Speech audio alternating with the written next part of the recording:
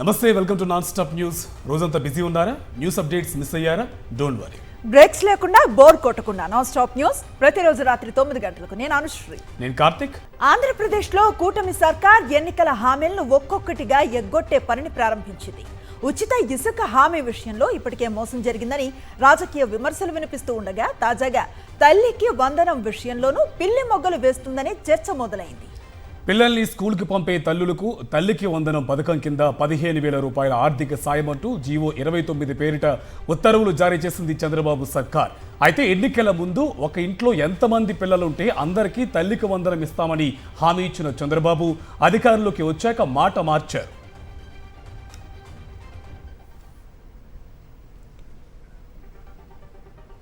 TDP అధికారంలోకి వస్తే ఇంట్లో ఎంతమంది పిల్లలుంటే అంతమందికి విద్యార్థులకు సంబంధించి తల్లికి వందనం పథకం వర్తింపజేస్తామంటూ చంద్రబాబు గత 2 ఏళ్లుగా చెబుతూ వచ్చారు. జనసేన అధినేత పవన్ కళ్యాణ్ కూడా దీన్ని ప్రతి ఎన్నికల ప్రచార సభలో చెప్పారు.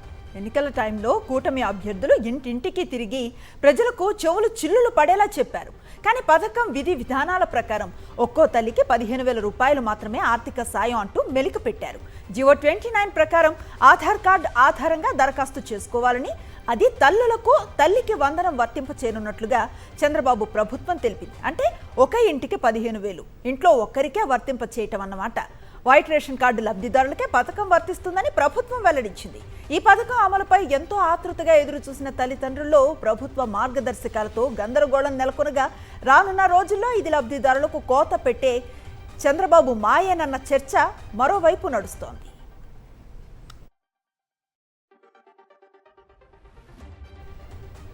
కుటుంబంలో చదువుకునే ప్రతి ఒక్కరికి 15,000 రూపాయలు ఇస్తామని ఎన్నికల ప్రచార సభల్లో కూటమి నేతలు చెప్పారని మాజీ మంత్రి అంబటి రాంబాబు అన్నారు. ఇచ్చిన మాటను నిలబెట్టుకోవాల్సిన బాధ్యత చంద్రబాబుకు ఉందన్నారు. తాము ప్రవేశపెట్టిన పథకానికే తల్లికి వందనం అని పేరు మార్చారని ఫైర్ అయ్యారు. ఎన్నికల ప్రచార సభల్లో చెప్పిన ఇంట్లో ఎంతమంది పిల్లలుంటే అందరికీ తల్లికి వందనం పథకం వర్తింపజేయాలని అంబటి డిమాండ్ చేశారు. కేవలం కుటుంబంలో 2 చదువుకుంటే, 3 చదువుకుంటే, 4 చదువుకున్నా ఒక్క 1,500 ఇస్తున్నాడు. 15,000 మమ్మల్ని అధికారంలోకి తీసుకురండి. వెళ్ళి 2 ఉంటే 30,000, 3 ఉంటే 45,000, 4 ఉంటే 60,000 రూపాయలు మీ ఇంటికి తీసుకొచ్చి ఇచ్చేటటువంటి కార్యక్రమం చేస్తాం. ఏపీలో భారీగా ఐఏఎస్లు బదిలీ అయ్యారు. మొత్తం 19 మంది అధికారులను ప్రభుత్వం బదిలీ చేసింది. R&B ప్రిన్సిపల్ సెక్రటరీగా కాంతిలాల్ దండేను ప్రభుత్వం నియమించగా, రెవెన్యూ స్పెషల్ చీఫ్ సెక్రటరీగా సిసోడియాను పోస్టింగ్ ఇచ్చింది. మైనారిటీ సంక్షేమ సెక్రటరీగా కె హర్షవర్ధన్ను, బీసీ సంక్షేమ శాఖ కార్యదర్శిగా భాస్కర్ను ప్రభుత్వం నియమించింది. స్కూల్ ఎడ్యుకేషన్ డైరెక్టర్గా విజయరామరాజు, INPR డైరెక్టర్గా హిమాంశు శుక్లా, హోంశాఖ ప్రిన్సిపల్ సెక్రటరీగా విశ్వజిత్ నియామకం అయ్యారు. విజిలెన్స్ అండ్ ఎన్ఫోర్స్మెంట్ సెక్రటరీగా హరీష్ కుమార్, ఆర్థిక శాఖ అడిషనల్ సెక్రటరీగా నివాస్కు పోస్టింగ్ ఇచ్చింది ప్రభుత్వం.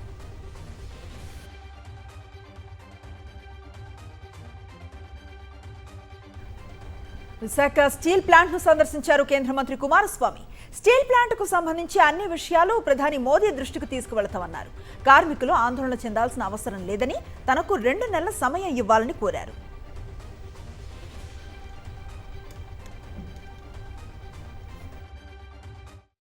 I wanted to give a report to the Honorable Prime Minister and to take his blessing to revive this RINL plant, because I can understand the feeling of the Visakhapatnam and surrounding citizens, the sentiment which they have in their mind. There is a possibility of reviving and give a new life to this RINL plant. YSRCP నేతల పిటిషన్పై హైకోర్టులో విచారణ జరిగింది. సజ్జల రామకృష్ణారెడ్డి, లేళ్ల అప్పిరెడ్డి, తలసిల రఘురాం, దేవినేని అవినాష్ పిటిషన్లపై విచారణ జరిపిన న్యాయస్థానం తదుపరి విచారణ ఈ నెల 16కు వాయిదా వేసింది. అప్పటి వరకు ఎలాంటి చర్యలు తీసుకోవద్దని హైకోర్టు ఆదేశించింది. ముందస్తు బెయిల్ కోరుతూ వైఎస్ఆర్సీపీ నేతలు వేసిన పిటిషన్పై ఈ మేరకు ఆదేశాలు జారీ చేసింది హైకోర్టు. కోర్టు ధిక్కరణ కేసులో CRDA commissioner Katamneni Bhaskar, Tadepalli municipal corporation commissioner Nirmal కుమార్లకు హైకోర్టు నోటీసులు జారీ చేసింది. తాడేపల్లిలో వైఎస్ఆర్సీపీ పార్టీ ఆఫీస్ కూల్చివేతకు బాధ్యులైన వారిపై కోర్టు ధిక్కరణ కింద చర్యలు తీసుకోవాలని వైఎస్ఆర్సీపీ దాఖలు చేసిన పిటిషన్పై హైకోర్టులో విచారణ జరిగింది.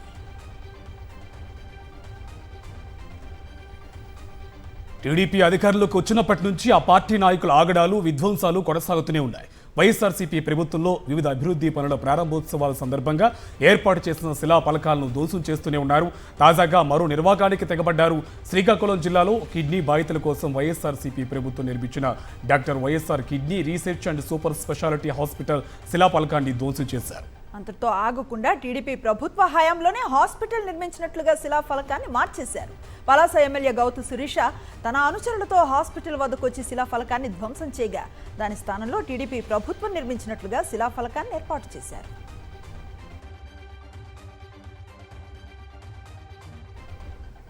సీఎం చంద్రబాబు ఇలాఖా చిత్తూరు జిల్లా కుప్పం నియోజకవర్గంలో టీడీపీ అరాచకాలు కొనసాగుతున్నాయి. రామకుప్పం మండలం సింగసముద్రం గ్రామంలో వైఎస్ఆర్సీపీ కార్యకర్తలపై దాడికి నేతలు పాల్పడ్డారు. జాతరకు వెళ్లిన విఘ్నేష్, అశోక్లపై దాడి చేశారు. ఈ ఘటనలో అశోక్కు గాయాలు కాగా విఘ్నేష్ రాత్రి నుంచి కనిపించకుండా పోయారు. దీనిపై పోలీసులకు ఫిర్యాదు చేసినా పట్టించుకోవడం లేదని కుటుంబ సభ్యులు ఆరోపిస్తున్నారు.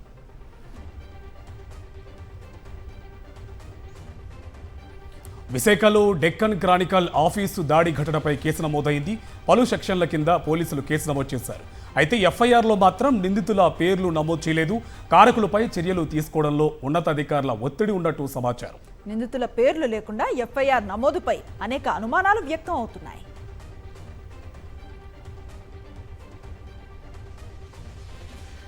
వైఎస్ఆర్సీపీ జిల్లా పులివెందులలో వైఎస్ఆర్సీపీ కార్యకర్తలపై దాడికి టీడీపీ శ్రేణులు పాల్పడ్డాయి. అర్ధరాత్రి న్యాక్ బిల్డింగ్ సమీపంలో వైఎస్ఆర్ కాలనీలో కార్యకర్తలపై దాడికి దిగారు. వైఎస్ఆర్సీపీ కార్యకర్త అబ్దుల్ ఇంట్లోకి చొరబడిన టీడీపీ శ్రేణులు ఇంట్లోని వస్తువులు, బైక్ను ధ్వంసం చేశారు. అడ్డుకున్న అబ్దుల్ మామ తలపై కొట్టడంతో తీవ్ర గాయాలయ్యాయి. వైఎస్ఆర్సీపీకి అనుకూలంగా ఉన్నామని తమపై టీడీపీ శ్రేణులు దాడి చేశారంటున్నారు బాధితులు.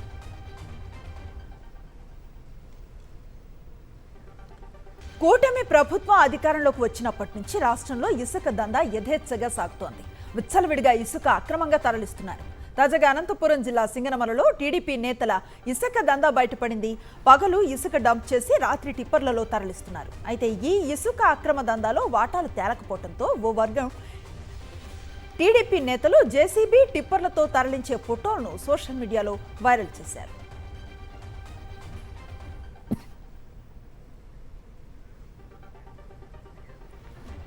మంత్రి నారా లోకేష్ వాట్సాప్ బ్లాక్ చేసుకున్నారు. సమస్యలుంటే తనకు వాట్సాప్ చేయాలని ఎన్నికల ప్రచారంలో ప్రతి సభలోనూ లోకేష్ డబ్బా కొట్టారు.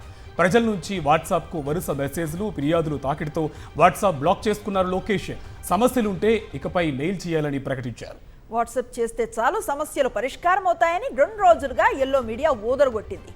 2 రోజులకే తన వాట్సాప్ను బ్లాక్ చేసుకున్నారు లోకేష్.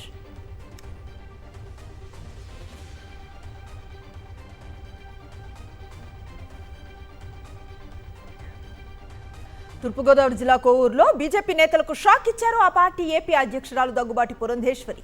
2024 ఎన్నికల ప్రచారంలో కోవూరు ప్రజలకు కొన్ని హామీలు ఇచ్చామని, వాటిని నెరవేర్చాలంటూ పురంధేశ్వరికి వినతిపత్రం అందజేశారు కోవూరు బీజేపీ నేతలు. మీరిచ్చే హామీలకు తాను బాధ్యురాల్ని కాదని, తానెక్కడా ఎవరికి హామీలు ఇవ్వలేదని ఆమె అన్నారు. మీరిచ్చిన హామీలను ప్రభుత్వం దృష్టికి తీసుకువెళ్తానని, కానీ ఆ హామీలకు తాను బాధ్యురాల్ని మాత్రం కాదని పురంధేశ్వరి స్పష్టం చేశారు.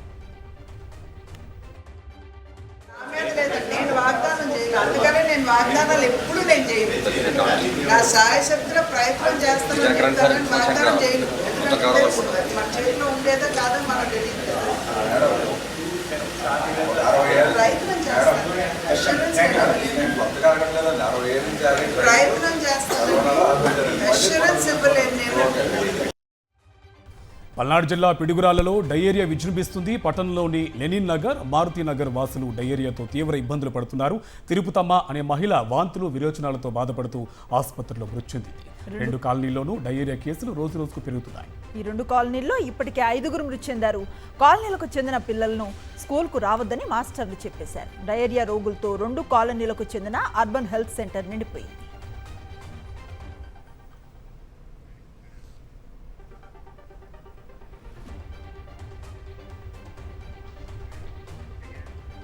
ఈ నెల 24 నుంచి తెలంగాణ అసెంబ్లీ బడ్జెట్ సమావేశాలు ప్రారంభం కానున్నాయి. సమావేశాల నిర్వహణపై మండలి చైర్మన్, అసెంబ్లీ స్పీకర్ రివ్యూ నిర్వహించారు. ఈ సమావేశానికి ప్రభుత్వ విప్లు, సీఎస్, డీజీపీ, ఇతర ఉన్నతాధికారులు హాజరయ్యారు.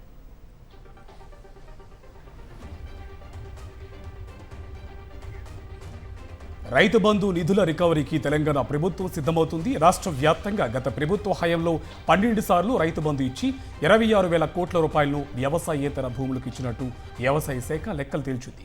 ఒక్కో దఫాకి 2,000 కోట్లు, ఏడాదికి 4,000 కోట్లు వ్యవసాయేతర భూములకు రైతు బంధు ఇచ్చినట్టు గుర్తించారు అధికారులు. గతంలో దుర్వినియోగమైన నిధులను రికవరీ చేసే ప్రక్రియను మొదలుపెట్టింది ప్రభుత్వం.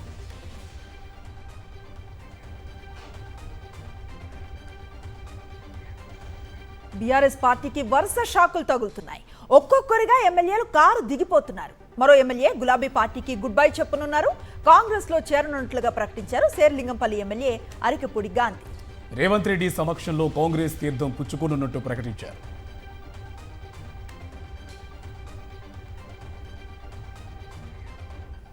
తెలంగాణలో పార్టీ ఫిరాయించిన ఎమ్మెల్యేల అనర్హత పిటిషన్లపై హైకోర్టులో విచారణ జరిగింది. ఖైతాబాద్, స్టేషన్ గన్పూర్, భద్రాచలం ఎమ్మెల్యేలు దానం నాగేందర్, కడియం శ్రీహరి, తెల్లం వెంకట్రావులపై అనర్హత వేటు వేయాలని హైకోర్టులో పిటిషన్ దాఖలైంది.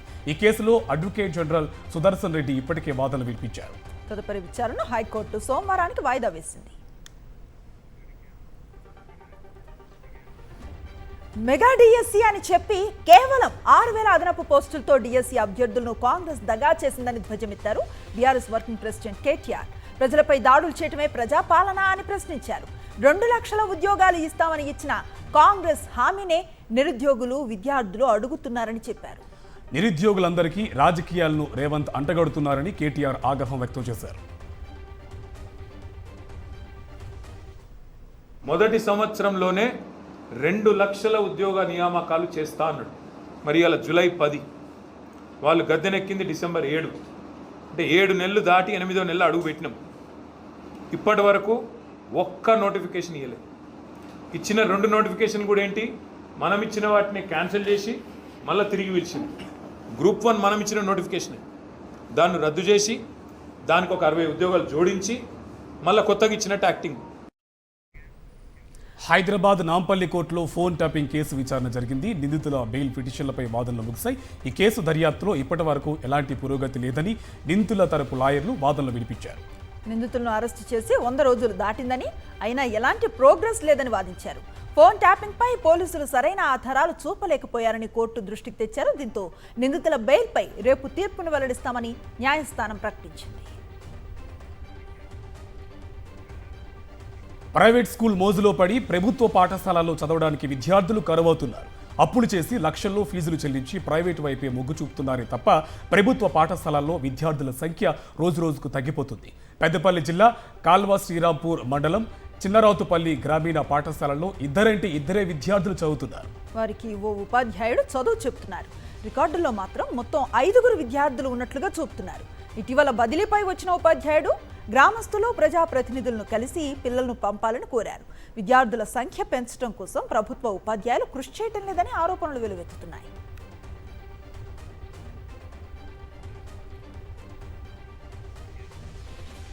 తండ్రి కూతుళ్ల బంధంపై అసభ్యకర వ్యాఖ్యలు చేసిన యూట్యూబర్ ప్రణీత్ కు జ్యుడిషియల్ రిమాండ్ విధించింది నాంపల్లి కోర్టు. 14 రోజుల జ్యుడిషియల్ రిమాండ్ విధిస్తూ తీర్పునిచ్చింది.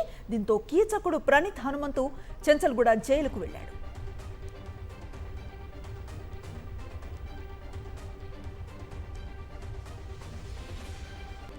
వరంగల్ జిల్లాలో ప్రియుడి ఇంటి ఎద్ద ఆందోళనకు దిగింది సోని అనే యువతి. తనను నమ్మించి మోసం చేశాడని ఆరోపిస్తూ మౌన దీక్షకు కూర్చుంది. ఖిలా వరంగల్ మండలం బొల్లికుంటలో ఈ ఘటన చోటు చేసుకుంది. తాము 8 ఏళ్ల నుంచి ప్రేమించుకుంటున్నామని, ఇప్పుడు తక్కువ కులమని చెప్పి తనను వదిలించుకునేందుకు ప్రయత్నం చేస్తున్నానని ఆరోపిస్తోంది ఆమె. తనకు న్యాయం జరిగే వరకు దీక్షను విరమించేది లేదని భీష్మించి కూర్చుంది.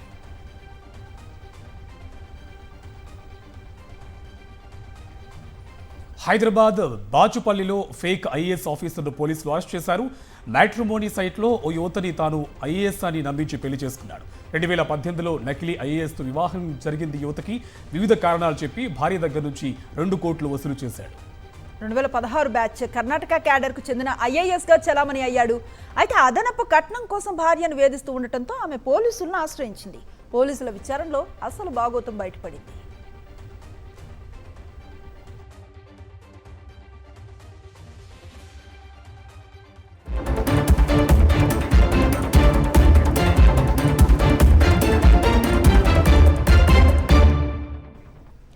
జాతీయ జాతీయ వార్తలు చూద్దాం. విదేశీ పర్యటన నుంచి రాగానే కేంద్ర బడ్జెట్ పై ఫోకస్ పెట్టారు ప్రధాని మోదీ.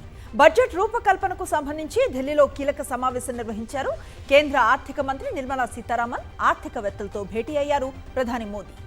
బడ్జెట్కు తుది మెరుగులు దిద్దడంపై చర్చలు జరిపారు. జూలై 23న లోక్సభలో బడ్జెట్ ప్రవేశపెట్టనుంది కేంద్ర ప్రభుత్వం. మోదీ 3.0కు ఇదే తొలి పూర్తిస్థాయి బడ్జెట్.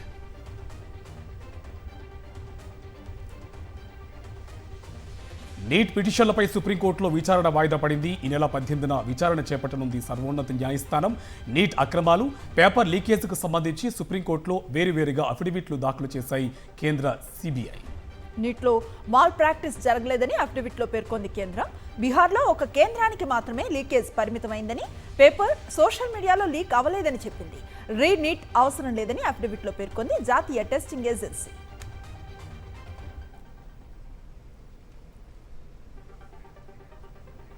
వీఐపీ ట్రీట్మెంట్, లగ్జరీల కోసం డిమాండ్ చేసి వార్తల్లో నిలిచిన ట్రైనీ ఐఏఎస్ పూజా ఖేత్కర్ వ్యవహారంలో మరిన్ని కీలక విషయాలు వెలుగులోకి వచ్చాయి. ఆమె ఉద్యోగంలో చేరేందుకు తప్పుడు ధృవీకరణ పత్రాలు సమర్పించినట్లుగా ఆరోపణలు వినిపిస్తున్నాయి. తనకు కళ్ళు, మానసిక సంబంధమైన కొన్ని సమస్యలు ఉన్నట్లుగా అఫిడవిట్ను ఇచ్చిన పూజా ఖేత్కర్ వీటిని నిర్ధారించే తప్పనిసరి వైద్య పరీక్షలకు ఏకంగా 6 సార్లు డుమ్మా కొట్టారు. ఇక పూజ ఓబీసీ ధృవీకరణ పైన వివాదాలు ఉన్నాయి.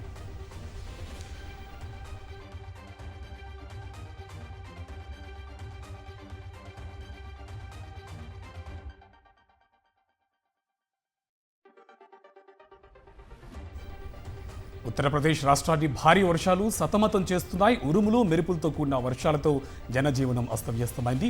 భారీ వర్షాల కారణంగా 12 జిల్లాల్లో దాదాపు 17 లక్షల మంది వరద ప్రభావానికి గురైనట్లు అధికారులు అంచనా వేస్తున్నారు. CM Yogi Adityanath aerial survey చేపట్టి ప్రభావిత ప్రాంతాల్లో సహాయక చర్యలు చేపట్టాలని ఆదేశించారు.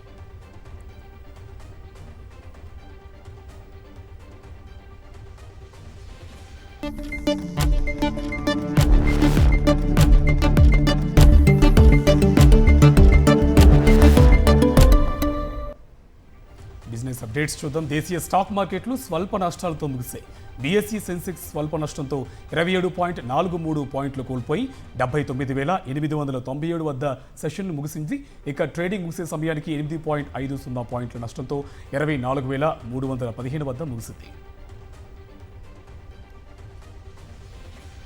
బంగారం ధరలు భారీగా పెరిగాయి. హైదరాబాద్, విజయవాడ, ముంబై ప్రాంతాల్లో 22 క్యారెట్ల 1 తులం బంగారం ధర 67,300 రూపాయలు ఉండగా 24 క్యారెట్ల బంగారం ధర 73,420 రూపాయలుగా ఉంది.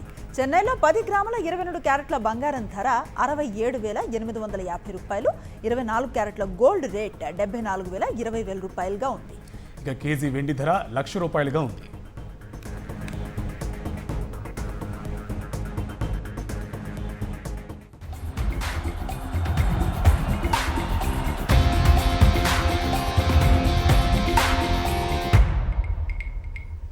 ఛాంపియన్స్ ట్రోఫీకి పాకిస్తాన్ ఆతిథ్యం ఇవ్వనుంది. వచ్చే ఏడాది ఫిబ్రవరి, మార్చిలో ఈ టోర్నీ జరగనుంది. ఇప్పటికే పాక్ క్రికెట్ బోర్డు ముసాయిదా షెడ్యూల్ను ఐసీసీకి సమర్పించింది. అయితే ఈ షెడ్యూల్కు బీసీసీఐ ఆమోదం తెలపలేదని తెలుస్తుంది. గత ఆసియా కప్ జరిగినట్లే ఈ ఛాంపియన్స్ ట్రోఫీని కూడా హైబ్రిడ్ మోడల్లో నిర్వహించాలని ప్రతిపాదనను ఐసీసీ ఎదుట బీసీసీఐ ఉంచినట్టు సమాచారం. భారత మ్యాచ్లను వేరే ప్రాంతానికి తరలించి మిగతా వాటిని పాక్ వేదికగానే నిర్వహించుకునే అవకాశం లేకపోలేదు. ఇప్పటికే పాకిస్తాన్కు తమ జట్టును పంపించేది లేదని, భారత్ ఆడే మ్యాచ్ల వేదికలను మార్చాల్సిందేనని బీసీసీఐ పట్టుబట్టినట్లుగా క్రికెట్ వర్గాలు వెల్లడించాయి. దీంతో భారత్ ఆడే వేదికలను శ్రీలంక లేదా దుబాయ్కు మార్చాలనే కండిషన్ పెట్టింది. 8 జట్లతో కూడిన ఈ టోర్నీ వన్డే ఫార్మాట్లో జరగనుంది. ఇప్పటి వరకు టీమిండియా బౌలింగ్ కోచ్గా ఉన్న పరాస్ మహంబ్రే పదవీ కాలం తాజాగా ముగిసింది. దీంతో ఆయన స్థానంలో 2 మాజీ క్రికెటర్లలో ఒకరిని నియమించే పనుల్లో ఉన్నారంటూ బీసీసీఐ వర్గాల టాక్. ఇప్పటికే వినయ్ కుమార్ పేరు తెరపైకి వచ్చినప్పటికీ ఆయన బదులు జహీర్ ఖాన్, లక్ష్మీపతి బాలాజీల్లో ఒకరిని తీసుకోనున్నట్లుగా టాక్ నడుస్తోంది. స్వతహాగా లెఫ్ట్ హ్యాండ్ పేసర్ అయిన జహీర్ ఇప్పటి వరకు టీమిండియా తరపున 92 మ్యాచ్ల్లో 311 టెస్టు వికెట్లు పడగొట్టాడు. 309 అంతర్జాతీయ మ్యాచ్ల్లో 610 వికెట్లు తీశాడు. ఇక బాలాజీ 8 టెస్టు మ్యాచ్ల్లో 27 వికెట్లు తీయగలిగాడు. మరోవైపు 30 వన్డేల్లో 39.52 సగటుతో 34 వికెట్లను ఖాతాలో వేసుకున్నారు. మొత్తంగా ఇవి ఇప్పటివరకు నాన్ స్టాప్ న్యూస్ అప్డేట్స్.